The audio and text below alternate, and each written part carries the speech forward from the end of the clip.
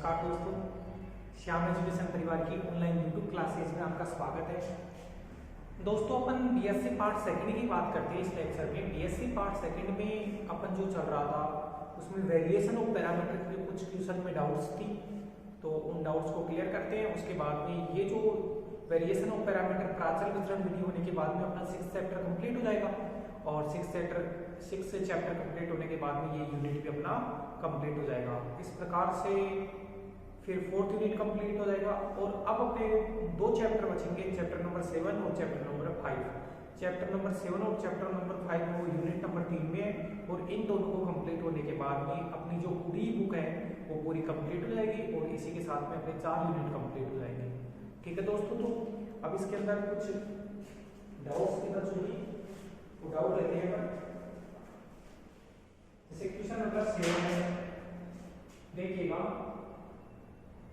Question number 7 एक बार check कर लेता हूँ ये ठीक है क्या। क्वेश्चन नंबर 7 ओके, वो दिया है x² d2y by dx² minus का 2x 1 plus x dy by dx plus का 2y 1 प्लस xy बराबर माइनस का 4x। दोबारा चेक कर लेते हैं क्वेश्चन को। x² d2y upon dx² minus का 2x 1 plus x dy by dx plus 2y 1 plus xy बराबर माइनस का 4xy। ये क्वेश्चन है। हो सकता है कि किसी की किताब में 8वां हो, किसी की में 6वां हो। बस क्वेश्चन के ऊपर फोकस करो कि अपना ये क्वेश्चन दिया हुआ है, इसका सॉल्यूशन अपन करेंगे। तो सबसे पहले तो दोस्तों इसको सोल्व करेंगे वेरिएशन ऑफ पैरामीटर प्राचल विचरण विधि की सहायता से। इस क्वेश्चन को अपन सोल्व करेंगे। अब प्राचल विचरण विधि की सहायता से सोल्व करते हैं तो कैसे करते हैं, इसको सोल्व करना है वेरिएशन ऑफ पैरामीटर से। वेरिएशन ऑफ पैरामीटर प्राचल वितरण विधि की सहायता से। ठीक है, सबसे पहले तो दोस्तों प्राचल विचरण विधि अप्लाई कब होती है। प्राचल विचरण विधि अप्लाई करने के लिए आपको CF निकालना पड़ेगा। अगर अपना जो क्वेश्चन दिया गया है वो तीसरे चैप्टर का है, तीसरे चैप्टर का जो नाम है वो अचल गुणांकों वाले रेखीय अवकल समीकरण, तो आप CF इसका आसानी से निकाल सकते हैं। अगर ये क्वेश्चन चौथे चैप्टर का है संघात रेखीय अवकल समीकरण का, तो भी आप CF आसानी से निकाल सकते हैं। लेकिन ये जो क्वेश्चन है न तो तीसरे चैप्टर का है न चौथे चैप्टर का, इसका मतलब इस क्वेश्चन में CF निकालना आसान नहीं होगा। तो पहले तो आप CF निकालो कैसे भी करके और उसके बाद में आप प्राचल वितरण विधि अप्लाई करोगे। मैं लिखता हूँ कि सबसे पहले मानक रूप में परिवर्तित करने वाले स्टैंडर्ड फॉर्मेट में चेंज करो। मानक रूप में परिवर्तित करने वाले, इसको मानक रूप में परिवर्तित करोगे तो second derivative d2y upon dx² minus x² का भाग होगा तो 2yx, एक x तो कैंसिल हो जाएगा, 1 plus x dy by dx plus 2yx² 1 plus x y बराबर माइनस का 4x।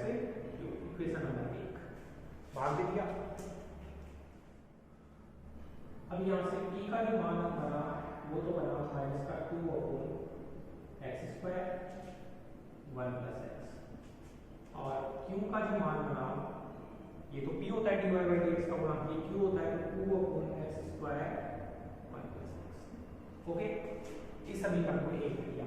सबसे पहले तो CF निकालोगे और जब भी CF निकालते हैं तो CF निकालने के लिए राइट वाला पार्ट 0 लेते हैं। तो मैं लिखूंगा CF ज्ञात करने के लिए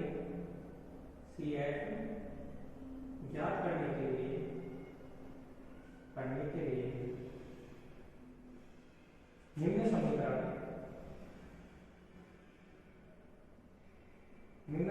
को हल करेंगे।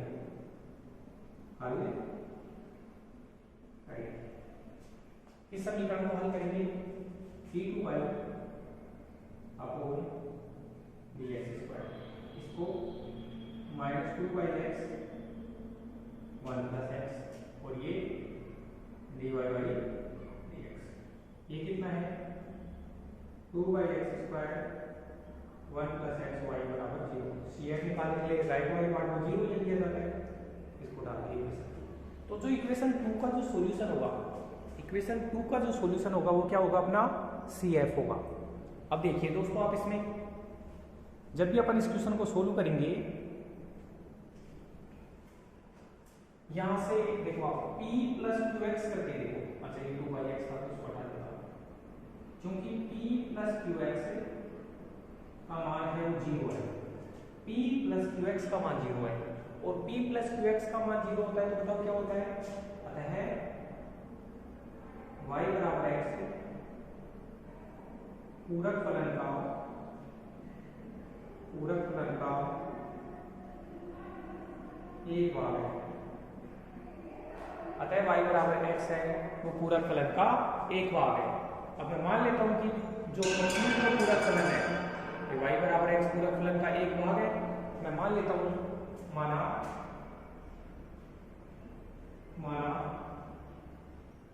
संपूर्ण पूरक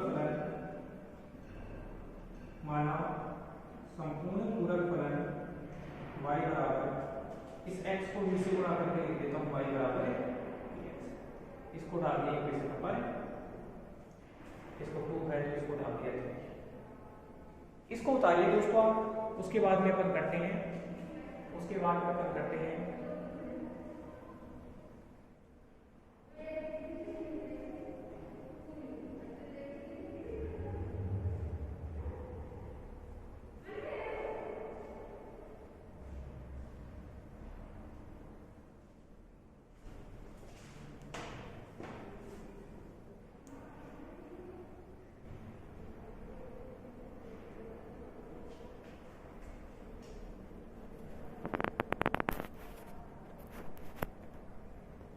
तो इसके बाद में अपन इसको करते हैं, y बराबर वी एक्स को संपूर्ण पूरक फलन मान लिया। ओके, अब देखना यहां से आप निकालोगे dy बाई डी एक्स कितना होगा, v को होगा x का अवकलन 1, x को होगा v का अवकलन dy बाई डी एक्स, भाई v को होगा x का अवकलन 1, x को होगा v का अवकलन dy बाई डी एक्स। एक तो ये हो गया, साथ में second derivative d2y upon dx square कितना होगा, इस v का अवकलन dv बाई dx प्लस इस dv बाई dx को रोका तो x का 1, तो dv बाई dx को रोका x का 1 तो ये 2 हो गया, और फिर x को रोका तो इसका हो गया d2v बाई dx स्क्वायर। अब ये जो मान है y का मान, dy बाई dx का मान और d2y बाई dx स्क्वायर, इन तीनों मान को आप इक्वेशन नंबर 2 में पुट कर दो। ठीक है, तो पुट वैल्यू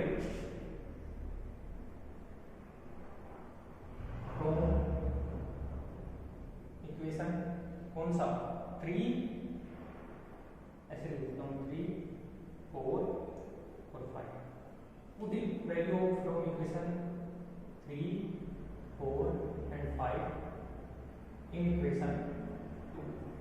इस इक्वेशन 2 में वैल्यू पुट कर दूंगा, और वैल्यू पुट करने के बाद में जब मैं इसको सोल्व करूंगा तो अपना ये जो बनेगा वो इसका सॉल्यूशन बनेगा। वैल्यू पुट करो तो इसको उठा के आप यहाँ रखो, तो सेकंड डेरिवेटिव तो कितना है x d2v upon dx square, ये कितना है 2dv अपॉन dx। चलो ठीक है, ये है माइनस का 2 अपॉन x, माइनस का 2 अपॉन x 1 प्लस x, और उसके गुणा में कितना है dy बाई dx को कितना लिखूंगा v plus x dv by dx। देख लेता हूँ ये फ्रेम में आ पा रहा है या नहीं आ पा रहा है, v प्लस x अच्छा नहीं आ पा रहा है तो इसको नीचे लिख देंगे, इसके गुणा में है v plus x dv by dx।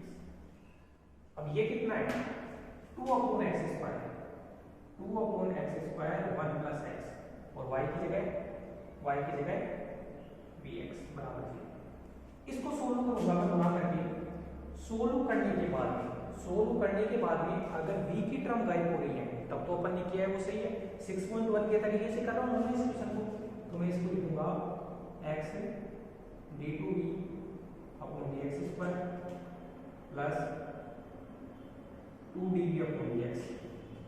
इस v को इस पूरे से गुणा करोगे तो माइनस का 2 1 plus x upon x into v, और एक बार इस पूरे को इससे गुणा करो तो इससे जब इसको गुणा करेंगे तो x से x कट जाएगा और ये बचा माइनस का 2 1 प्लस एक्स, और ये कितना है dv बाई dx। अरे इस x से ये x कट गया गुणा करने से, ठीक है, और ये कितना है प्लस का एक x से एक x काट दो तो 2 upon x v 1 plus x बराबर 0, और ऐसा करने से ये टर्म इस टर्म से कट गया, तो ये बना कर मिला के x d2v और dx स्क्वायर। अब इस टर्म और इस टर्म में 2 को कॉमन ले लिया तो ये तो है 1 और ये कितना है, ये है माइनस का 1 प्लस एक्स।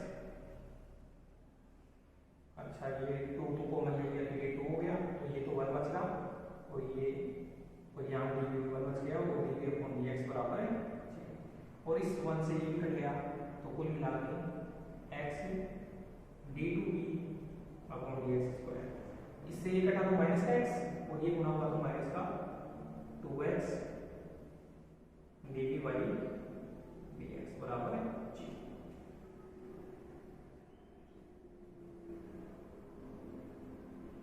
चलो इतना सही है, और x को ये हटाइए तो d2v upon dx square minus का 2 dv अपॉन dx बराबर 0। इसको डाल देते हैं, इक्वेशन नंबर 5 आ गया था, इक्वेशन नंबर 6। x को दोनों तरफ से हटाइए। यहां तक उतारिए दोस्तों, आप यहां तक कोई प्रॉब्लम नहीं आनी चाहिए आपको, वो तो आसान सा क्वेश्चन है।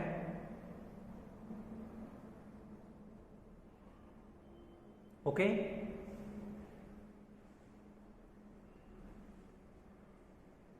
अब अपन आगे बढ़ते हैं इस क्वेश्चन में। चलो मैं यहां से हटा देता हूं इसको।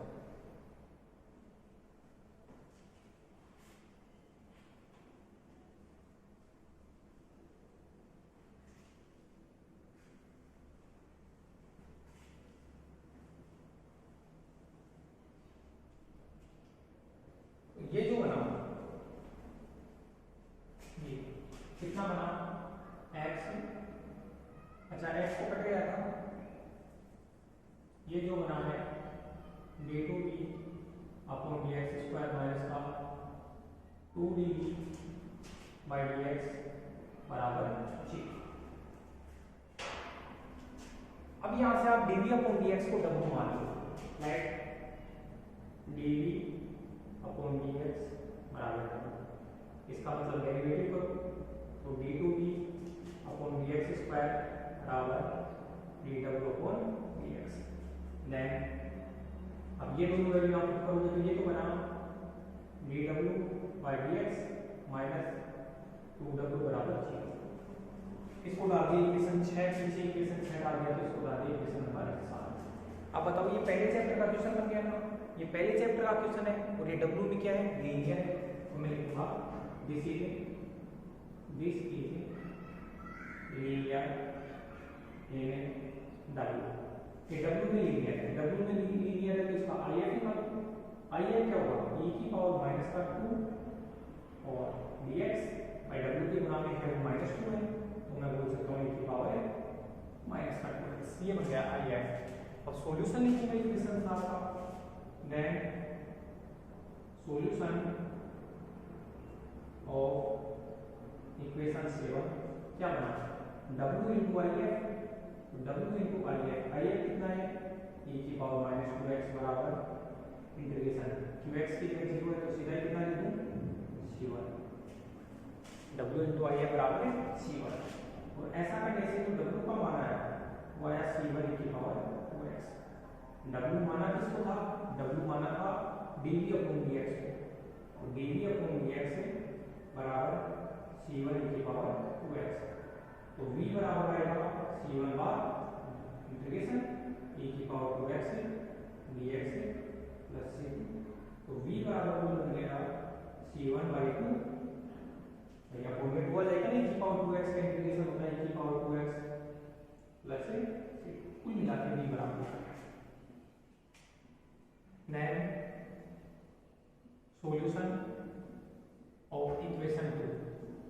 इक्वेशन 2 का जो सॉल्यूशन बनेगा y बराबर vx और x से गुणा करके इसको लिखोगे तो c1/2 x e की पावर 2x प्लस c2x। ये सॉल्यूशन ऑफ इक्वेशन 2 जो होगा वो CF होगा गिवन डिफरेंशियल इक्वेशन का। तो मैं लिख देता हूँ this is a complementary function of given differential equation. ये गिवन डिफरेंशियल इक्वेशन का कॉम्प्लीमेंट्री फंक्शन है। ठीक है दोस्तों, इतना उतारिए और इसको मैं इक्वेशन 7 तो इसको दे देता हूँ इक्वेशन नंबर 8। यहाँ तक आपको कोई ऑब्जेक्शन नहीं होना चाहिए, बहुत ही आसान है। इसके आगे अपन बढ़ते हैं। ये इक्वेशन 8 जो आया है वो गिवन डिफरेंशियल इक्वेशन का CF आया है। चलो मैं इस पार्ट को उठा रहा हूँ।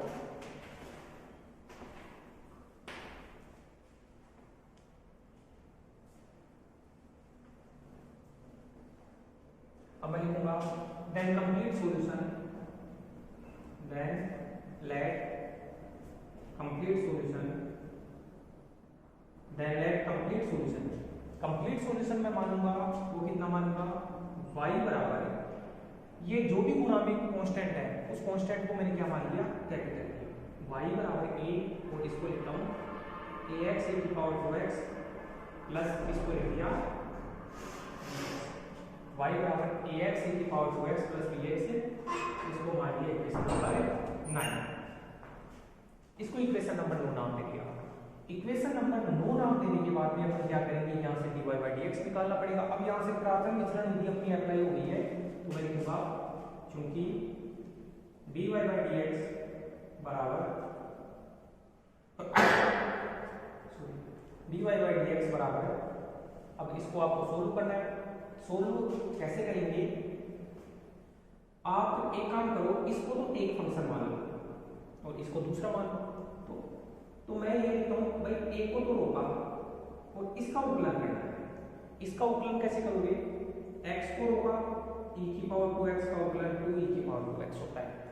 फिर आपने e की पावर 2x को रोका और x का उकलन कितना हो जाएगा 1। तो मैंने a को रोका और इसका उकलन कर दिया। उसके बाद में पीछे वाले फंक्शन को रोक लेते हैं और a का उकलन लिख देते हैं a1। a1 का मतलब ये है, ऐसा इसके साथ करते हैं। तो b को रोका, x का उकलन 1, x को रोका, b का उकलन b1x, राइट। इतना होने के बाद में मैं जो a1 और b1 की टर्म है उनको 0 ले लिया जाता है। तो a1 की टर्म तो कितनी है a1x e की पावर 2x और b1 की टर्म कितनी है b1x बराबर 0। इसको इक्वेशन नंबर 10 ये लास्ट में काम करेगा। इसके बाद में जो dy/dx बना, इसके बाद में जो dy/dx बना है वो dy/dx कितना बना है, उसको लिख दो भाई a और ये कितना है 2x e की पावर 2x प्लस e की पावर 2x और ये कितना है प्लस का b। इसको दे दिया इक्वेशन नंबर 11।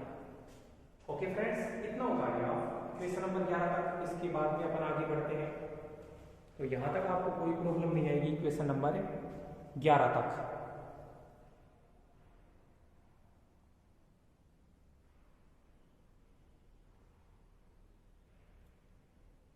चलो ठीक है, इक्वेशन नंबर 11। अच्छा, इसका एक बार डेरिवेटिव और कर सकते हैं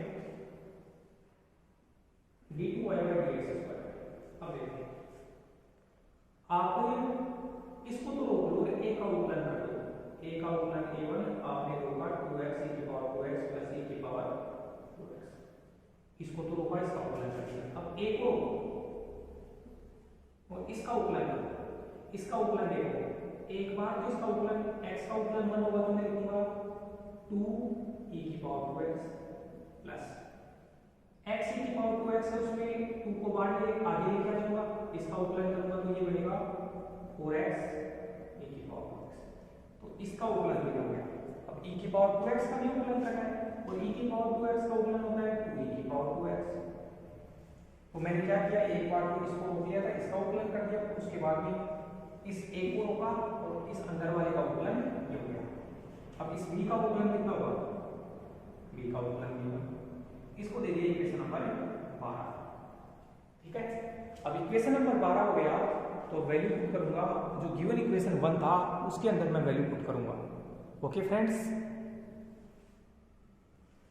लिखूंगा नाउ पुट वैल्यू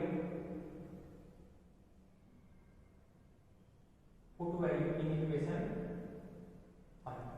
अब मैं इक्वेशन 1 लिख देता हूं, जिसके अंदर वो अपन ने जो पहली स्लाइड की थी उसके अंदर, पहली स्लाइड के अंदर हटा दिया था इक्वेशन नंबर 1 को। और इक्वेशन नंबर 1 किसको दिया था मैंने नाम दिया था d2y अपॉन dx² माइनस का 2 upon x 1 plus x dy by dx plus 2 upon x² 1 plus xy बराबर माइनस का 4x²। इसको नाम दिया था इक्वेशन नंबर 1। दोबारा चेक कर लेता हूँ मैं, चलो ठीक है, ओके ओके, हाँ बिल्कुल सही है। इसको इक्वेशन नंबर 1 वैल्यू नाम दिया था। तो मैं क्या करूँगा कि ये तो है y की वैल्यू, ये dy बाई dx की वैल्यू, ये d2y को dx² की वैल्यू, ये उठा के इसके ऊपर आता है। सेकंड डेरिवेटिव की वैल्यू तो ये रही पूरी की पूरी। तो मैं यहाँ से रखना चालू करूँ a1, ये कितना है 2x e की पावर 2x प्लस e की पावर 2x, इसको लिखिए। ये कितना है प्लस का a, ये और ये मिलके 4 हो जाएगा ना, ये और ये मिलके 4। मैं लिखूंगा 4 e की पावर 2x प्लस ये कितना है 4x e की पावर 2x और ये प्लस का b1। भाई 2 e की पावर 2x 2 e की पावर 2x 4 e की पावर 2x हो गया और ये 4x e की पावर 2x, ये ठीक है। ये तो वैल्यू अपनी आ गई सेकंड डेरिवेटिव की वैल्यू। अब सेकंड डेरिवेटिव की वैल्यू अपनी ये आ गई। अब देखो ये कितना है माइनस का 2 अपॉन x 1 प्लस x, इसके गुणा में फर्स्ट डेरिवेटिव और फर्स्ट डेरिवेटिव ये, फर्स्ट डेरिवेटिव a और ये कितना है 2x e की पावर 2x प्लस e की पावर 2x और प्लस का b। चलो ठीक है, ये भी ठीक है। इसके बाद में क्या है ये वाला प्लस का 2 upon x² 1 plus x y का है ये रहा, y की जगह रखा ax e की पावर 2x प्लस bx और बराबर ये कितना है माइनस का 4x। इसको सोल्व करना है। अब मैं उधर वाले पार्ट को उठाऊंगा, तो पहले आप उधर वाले पार्ट को उतार लीजिए, क्योंकि कैलकुलेशन थोड़ी सी बड़ी है, वरना फिर अपने से सोल्व नहीं हो पाएगा इक्वेशन। ओके, अब मैं इसको इधर से हटा देता हूं।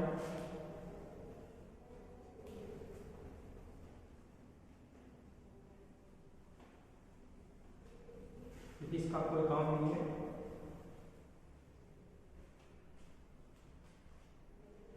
अगर ये सोल्व करने के बाद में a और b की वैल्यू जो कोफिशिएंट है वो 0 हो जाते हैं, वो अपन ने सही किया है, वरना कहीं ना कहीं मिस्टेक होगी, तो अपन देख लेंगे। भाई a1 का कोफिशिएंट ये तो मैं लिख देता हूं यहां a1 2x e की पावर 2x प्लस e की पावर 2x। चलो ठीक है।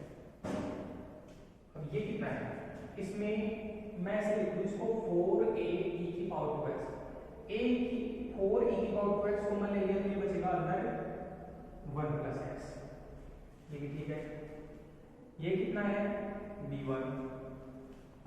ओके, अब सबसे पहले तो मैं क्या करूंगा कि ये जो पूरी टर्म है ना, इसको इससे गुणा करूंगा। अच्छा थोड़ा बड़ा सा है तो मैं ये बात लिख लेता हूं यहाँ माइनस का 2 अपॉन x 1 प्लस x, ये इतना लिखा हुआ है, उसमें से e की पावर 2x को कॉमन ले लूं तो ये बनेगा a e की पावर 2x और ये कितना है 2x प्लस 1 और ये प्लस का b। चलो ये भी हो गया। एक बार तो इसको इससे गुणा करूंगा तो ये बनेगा, ये a यहां गुणा लगेगा तो 2a 1 प्लस x और एक x है, एक x को काट देगा और ये e की पावर है 2x। फिर इस टर्म को इस टर्म से गुणा करूंगा तो फिर से एक एक्स कट जाएगा, तो वो बनेगा 2 अपॉन एक्स बी, ये कितना है 1 प्लस एक्स, एक एक्स कट गया, बराबर माइनस का 4x। तो इतनी सारी कैलकुलेशन करनी है। अब ए और बी के कोफिशिएंट है वो 0 होने चाहिए, मतलब ये टर्म और ये पूरा का पूरा टर्म और ये पूरा का पूरा टर्म कटना चाहिए, तब तो अपन ने किया है वो सही है, वरना मिस्टेक है।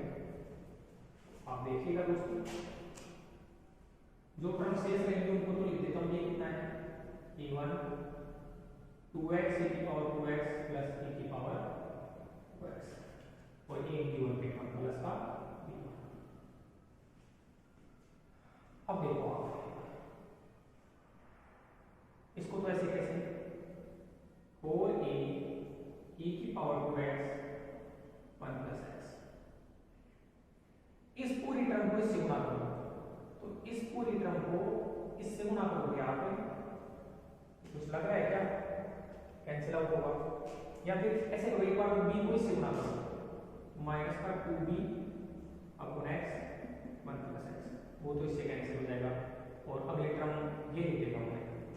अच्छा, एक इस पूरे को इससे गुणा करेंगे तो बनेगा माइनस का 2 upon x 1 plus x a की पावर 2x और 2x प्लस 1, इसको गुणा कर दिया था, ये कितना है 2a upon x 1 plus x e की पावर 2x, ये पूरा पूरा याद किया, और इसको याद लिख देता हूँ, प्लस का 2b upon x 1 plus x बराबर माइनस का 4x, और इस टर्म से ये टर्म कट गई, ये तो कट गई, लेकिन अब ये तीनों टर्म भी कटनी चाहिए। क्या सर होगा है a1 2, अच्छा इसमें e की पावर 2x को कॉमन लेंगे, तो कितना बना 2x प्लस 1, तो ये b1, ये पूरी टर्म है 4a e की पावर 2x 1 प्लस x। अब इस 2x को पूरे से गुणा करो, सुनना भाई, ये 2x प्लस 1 है ना, पहले तो 2x को पूरे से गुणा करो, तो माइनस का 4, इस x से ये x कटेगा, ये a बचेगा, a बचा, e की पावर 2x भी बचेगा, बचा, और ये 1 प्लस x गुणा में 1 प्लस x। पहले तो मैंने 2x को पूरे से गुणा कर दिया, x कटा, और ये फिर इस 1 को पूरे से गुणा करो, तो 1 को पूरे से गुणा करोगे तो माइनस का 2 अपॉन x, ये a e की पावर 2x और ये 1 प्लस x 1 प्लस x। पहले तो 2x को पूरे से गुणा कर दिया तो ये, और 1 को पूरे से गुणा कर दिया तो ये टर्म बची हुई है, तो ये जो टर्म है वो है 2a upon x 1 plus x e की पावर 2x बराबर, ये कितना है माइनस का 4x। और ऐसा करने से दोस्तों देखो, ये पूरी की पूरी टर्म इससे कैंसिल, और इसके अलावा ये पूरी की पूरी टर्म इससे कैंसिल। इसका मतलब अभी तक जो अपन ने किया है वो सारा का सारा सही है, क्योंकि कैपिटल ए और कैपिटल बी की सारी टर्म कैंसिल हो गई, तो ये चेक करने का एक तरीका आ गया। तो आप यहाँ तक काटिए, अभी तक की सारी कैलकुलेशन अपनी बिल्कुल एक्यूरेट है। इसके आगे अपन बढ़ते हैं। अब इधर वाले का तो कोई काम है नहीं, इसका तो मैं इसको हटा देता हूँ।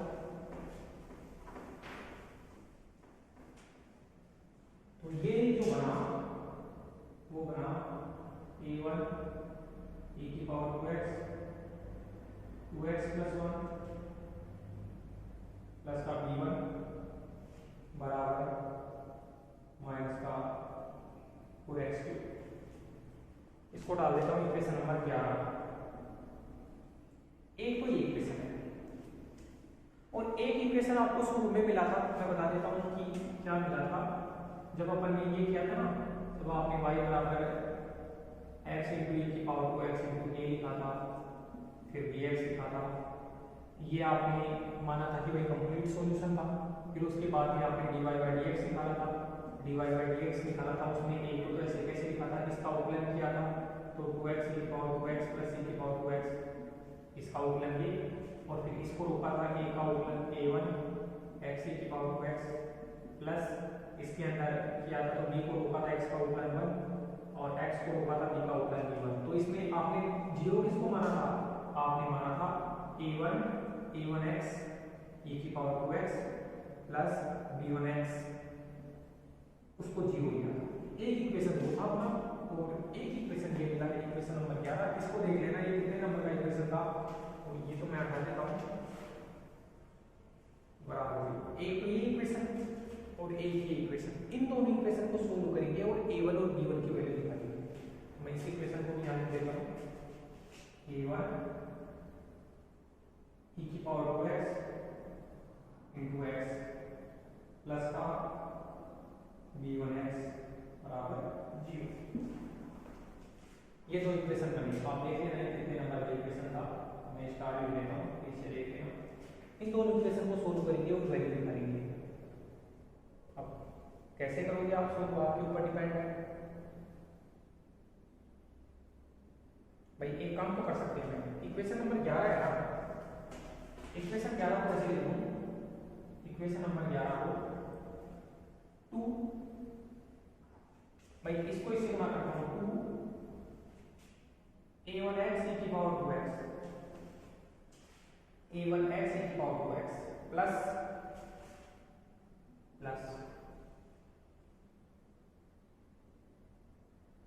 अच्छा, तो ये तो ऐसे नहीं हो पाएगा। एक बार मैं यहां से क्या करता हूं, अच्छा ठीक है, तो ये a1x e की power x plus b1 x को हटा देना है। मैंने x को हटा दिया। अब x को हटा दिया तो अब आराम से आप वैल्यू निकाल सकते हो। कैसे? दोनों तरफ से x को हटा दिया तो यहां से इस b1 की वैल्यू कितनी होगी, ये वैल्यू उठा के यहां रखो, तो यहाँ a1 e की पावर 2x प्लस 1 और b1 की वैल्यू होगी माइनस का a1 e की पावर 2x। भाई b1 की वैल्यू आप यहां से निकालोगे तो माइनस का a1 e की पावर 2x बराबर माइनस का 4x। अब बताओ इसको इससे गुणा करो, 2x a1 e की पावर 2x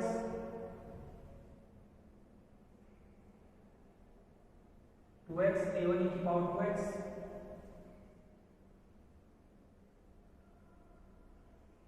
अच्छा, अगर नहीं करो तो ऐसा दोनों तरफ x को रखे तो अगर यहाँ और यहाँ x को रखोगे तो कुछ रिजल्ट अलग आएगा। कैसे?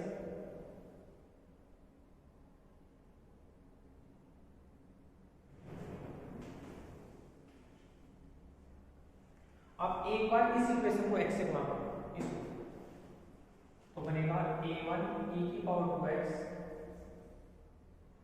और 2x plus 1 into x plus b1x बराबर माइनस का 4x की पावर 4। और ये जो b1x है उस b1x की वैल्यू ध्यान से उठा के रखो, इस b1x की आप वैल्यू रखो माइनस का a1x e की पावर 2x ये रहा, कोई दिक्कत नहीं है। ऐसा करने से देखो ये x यहाँ भी है, x यहाँ भी है, x यहाँ भी है, वो तो कट गया। e की पावर 2x प्लस 1 माइनस का a1 e की पावर 2x बराबर माइनस का 4x, कोई फर्क नहीं आएगा वैसी बात नहीं। अब यहां से आप निकालो a1 की वैल्यू, इसको इससे गुणा करोगे तो a1 e की power 2x into 2x plus इसको इससे गुणा करोगे तो a1 e की पावर 2x, ये कितना है माइनस a1 e की पावर 2x बराबर माइनस का 4x। ऐसा करने से ये कट गया, तो कुल मिला के a1 e की पावर 2x इंटू 2x बराबर माइनस का 4x बना। आप देखिए दोस्तों, इसमें कोई प्रॉब्लम आपको नहीं होनी चाहिए। उसके बाद में a1 e की पावर 2x बराबर ये कटा 2 से 2 कटा, ये इस पर 2 से 2 कटा, x से x कटा, तो कुल मिला के a1 की जो वैल्यू आई वो आई माइनस का 2x स्क्वायर e की पावर माइनस का 2x। भाई e की पावर 2x को इधर लिख लिया, ये वैल्यू आई मेरे पास a1 की। तो a1 की वैल्यू आ गई तो b1 की वैल्यू आराम से यहाँ से निकाल सकता हूँ। कैसे? क्योंकि b1 बराबर था या b1x का मान था इसका नेगेटिव कितना माइनस का a1x e की पावर 2x, x हट गया तो b1 बराबर माइनस का a1 e की पावर 2x, तो b1 बराबर माइनस a1 कितना है, a1 का मान लेना माइनस का 2x स्क्वायर e की पावर माइनस का 2x और ये e की पावर 2x, तो ये तो इसको कैंसिल करेगा, तो b1 का जो मान आया वो आया 2x square minus minus plus 2x square, ये इसको कैंसिल कर दिया, तो a1 और b1 की वैल्यू आ गई है दोस्तों। a1 और b1 की वैल्यू आने के बाद में अपने को तो a और b की वैल्यू चाहिए थी, तो फिर से कुछ इंटीग्रेशन वगैरह करते हैं अपन, काफी लेंथी क्वेश्चन है, आपको बिल्कुल भी नहीं घबराना है।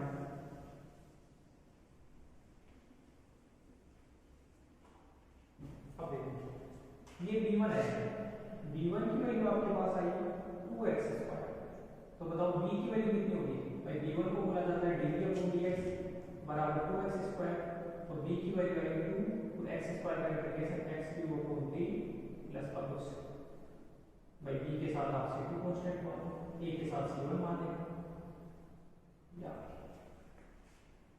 इसके अलावा जो a1 है, a1 का मान है माइनस का 2x स्क्वायर e की पावर माइनस 2x, तो a का मान होगा इसका इंटीग्रेशन माइनस 2 के बाद x स्क्वायर e की पावर माइनस 2x है, ओके।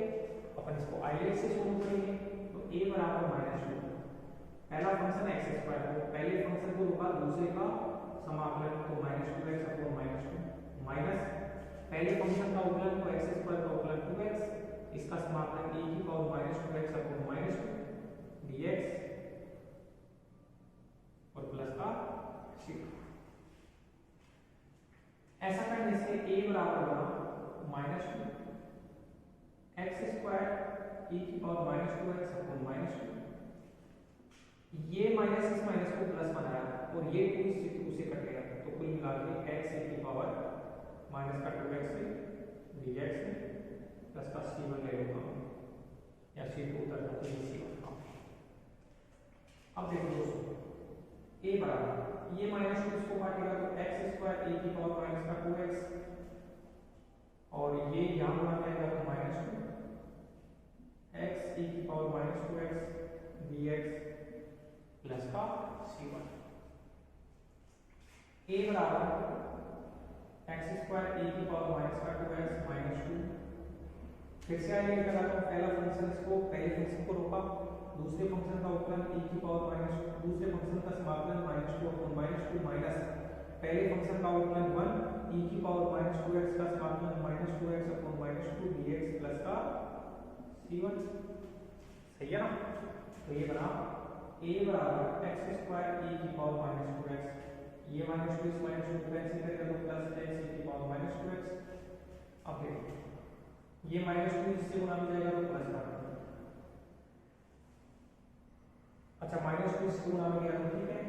अब ये बना माइनस का 1/2 e की power minus 2x dx plus का c1, भाई ये माइनस 2 गुणा हो गया तो प्लस 2 हो गया और इसको ऐसे कैसे, ये बना a बराबर x स्क्वायर e की पावर माइनस का 2x प्लस x e की पावर माइनस 2x।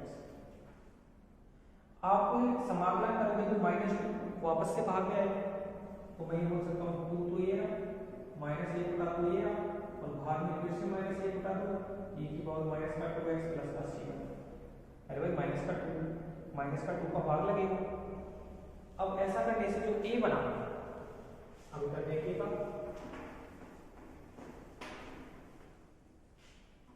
जो a बना वो बना, इसको मैं लिख सकता हूँ x स्क्वायर e की power minus 2x plus x e की पावर माइनस 2x, भाई इससे तो ये कट गया और माइनस माइनस प्लस हो गया, तो प्लस का 1/2 e की पावर माइनस का 2x प्लस का c, ये बना a, then complete solution, then complete solution, y बराबर क्या लिखा था मैंने ax e की पावर 2x प्लस का bx, ये लिखा था, तो y बराबर इस a को, तो ये जो a है x स्क्वायर e की power minus 2x plus x e की power minus 2x plus 1/2 e की power minus 2x plus c1, इसको तो गुणा कर दो x e की पावर 2x से, और जो b आया है ये उसको x से गुणा करो, तो ना 2/3 x की पावर 4 प्लस c1x। आंसर्स के तरफ भी अपन चलेंगे। इसमें क्वेश्चन नंबर देख लेता हूँ, क्वेश्चन नंबर 7 पे क्वेश्चन आंसर। चलो ये टर्म देखो y बराबर है, ये कितना है c1x e की पावर 2x। इस टर्म को पहले लिख दिया c1x e की पावर 2x, इस टर्म को भी लिख दिया। अच्छा ये c1 है तो इस कांस्टेंट को c2 नाम दे दिया, तो इसको लिख दिया मैंने c2x। ये सही है। ये टर्म 2/3 x को 2/3 x की पावर 4, ये भी बिल्कुल सही है।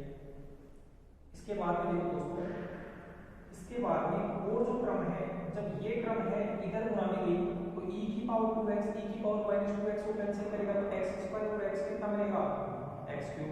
जब ये इसके साथ जाएगा e की पावर -2x e की पावर 2x को कैंसिल करेगा तो x और x से x²। और जब ये इसके साथ जाएगा तो ये तो इसको कैंसिल कर देगा e की पावर -2x, तो ये बना x5। और अच्छी बात ये कि अपनी पूरी जो 45 मिनट की जो मेहनत है वो सही भी है। ये अपना कंप्लीट सॉल्यूशन आया है जो अपनी किताब के आंसर से भी तो मैच हो चुका है।